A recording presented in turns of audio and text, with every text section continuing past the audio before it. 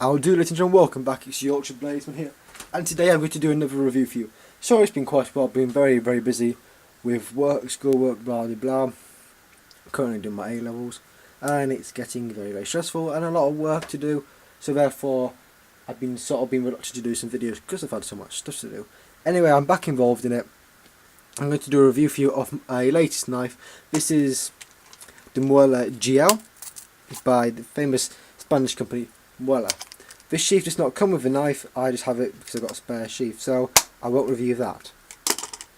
Throw it to one side. So anyway, here is the knife. This is a traditional Spanish knife.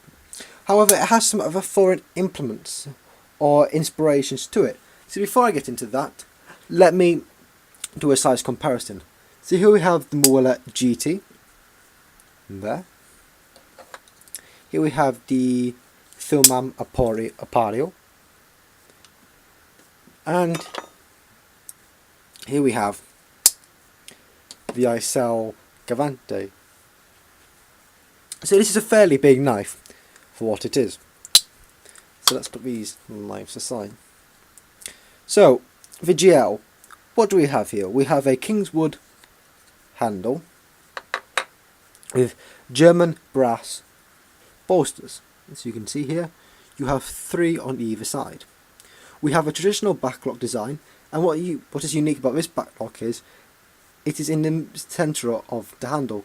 Normally most backlocks like the GT are at the back, that's why it's called a backlock, but this is in the centre, which sort of reminds me of where Cold Steel put their triad locks, even though it's not a triad lock, it's just in the same place.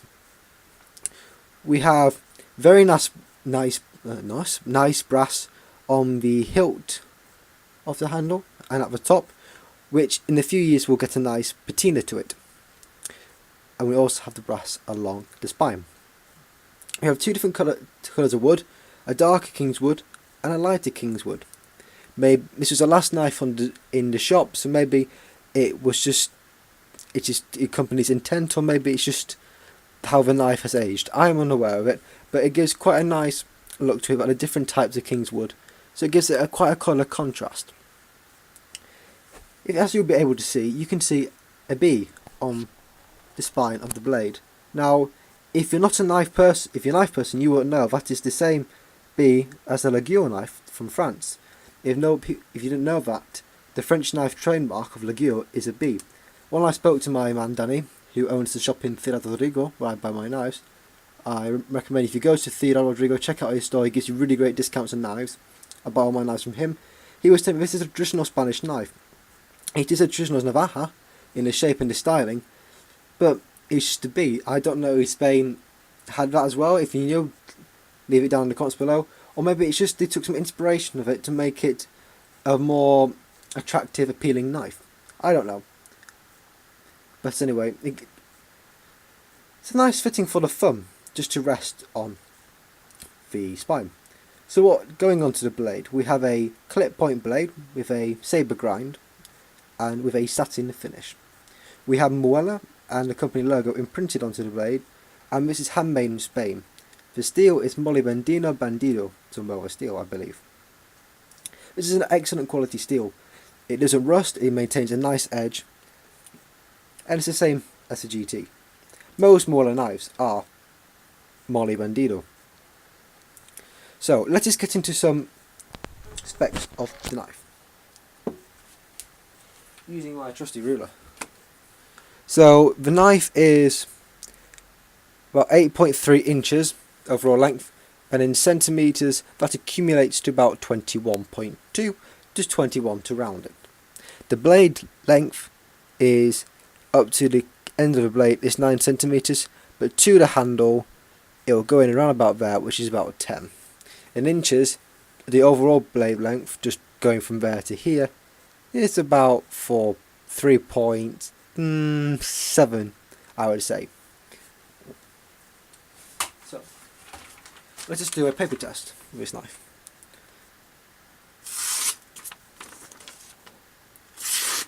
I have not sharpened this knife at all, so Muela put a lovely hand ground edge onto the blade. Look at that. Right, that's quite poor. So was that.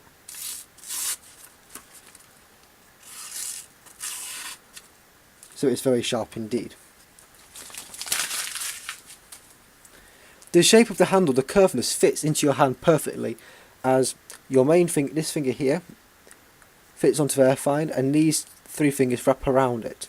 So it gives you a very comfortable grip holding the knife. It is a very heavy knife in the handle, which gives you a very firm sense of assurance when using the knife, as you have that weight to use it.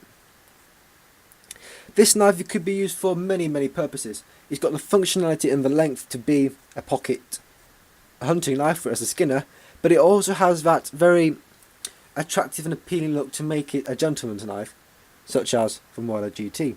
Even though it is very big, it's a very big gentleman's knife if that's what you want to use it for, compared to the GT. It's just a very classical knife which you can use. The thickness of the spine of the top is a very thick one, as you can probably see. It is 0.4 centimeters. Now we do a size comparison of the spines. You can see that the GL is very big. Or if I take this Opario, you can see the major difference there. But it's nice to the side. So this is a very large knife. Now the price will set you back on this. If you go onto most websites, it'll be between £85 to £100 roughly on what you're wanting, the website and where it comes from. I got this knife for €65, which now will be about £65, because the euro to the sterling is about 1 to 1. The reason why I did this was because this shop I go to has a deal with Muela. They buy a lot of Muelas, so they get a good rate on them, and because I buy a lot of knives there, I get a discount from Danny, which is why I got this beautiful knife. So the only downfalls of this knife, I personally believe, is not the knife itself, it's just how it's been. It's quite stiff. I wish Muela put a bit more oil or grease onto it, because the backlock is quite stiff and closing the blade is. So you have to put a lot of effort into closing it and opening it as well. You've got to really push down onto it. So I'm just going to put some WD-40 in between the pivot, just to make it free up and loosen up a bit. Another feature is there's quite a big gap between the backlock here and to the spine. This is not a major issue, but it's just a little nag I have with it. As you can see here as well, just because it's brass, it's getting some patina spots to it, which I have to sort out. Blade centering of this knife is not perfect due to the fact that it's a backlock, and you never really get a good centering on these knives, and unfortunately you can't adjust that because it's bolted together. There's no pivot to help you change it like this GT. It is also quite a thick knife. If you look at the handle, this is quite streamlined, and so is the ICL. Good comparison, look how chunky it is. So this is a very beefy, hard-working knife, which, if that's what you want for a gentleman forwarder, or just for a bigger hunting forwarder, then this is perfect for you. I hope you enjoyed this video, ladies and gentlemen. If you did, give a big thumbs up, that will help me grow and support my channel. I'm on 75 subs, I think, or 74. Let's get it to 100, which I'll be doing a giveaway. So if you want to have a chance of winning that, get it to 100, and then you might have the chance of winning, to be the lucky person. So, thank you guys for watching. You can be more extreme than liking. Subscribe to my channel. As I said, it will help me grow, and I really do appreciate it. I shall see you in the next video. Take care.